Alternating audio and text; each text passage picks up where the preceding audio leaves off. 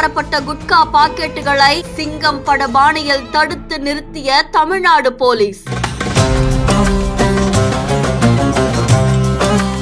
வெங்காய மூட்டைகளுக்கு அடியில் சோதனை செய்த போலீசாருக்கு காத்திருந்த அதிர்ச்சி. சுமார் 5 லட்சம் ரூபாய் மதிப்புள்ள குட்கா பாக்கெட்டுகள் கொண்டு வரப்பட்டது அதிர்ச்சியை ஏற்படுத்தியிருக்கு.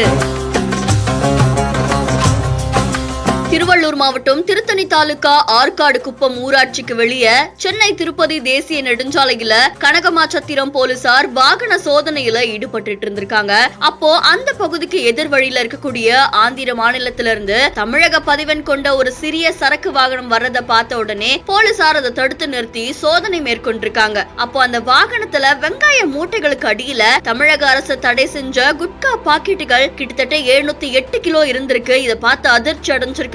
அதை தொடர்ந்து இத 5 லட்சம் ரூபாய்க்கு விற்பனை செய்யறதுக்காக சின்ன சரக்கு வாகனத்துல ஆந்திரவை சேர்ந்த பலவநேரி பகுதியை சேர்ந்த வெங்கடேசன் அப்படின்றவங்க வாங்கிட்டு கடத்தி வந்திருக்காங்க அப்படின்னு தெரிவிக்கப்பட்டிருக்கு. 50,000க்கு வெங்காய மூட்டைகளை அடுக்கி வச்சு வெங்காய வியாபாரி மாதிரி நடிச்சு இந்த மாதிரியான குட்காவை கடத்தி வந்த வெங்கடேச போலீசார் கைது செஞ்சிருக்காங்க அப்படின்னு தெரிவிக்கப்பட்டிருக்கு. கனகமாச்சத்திரம் போலீசார் இப்போ வழக்கு பதிவு செஞ்சு அந்த நபரை சிறையில அடைச்சிருக்காங்க. இந்த சம்பவம் அந்த பகுதியில் பெரும் பரபரப்பை ஏற்படுத்தியிருக்கு.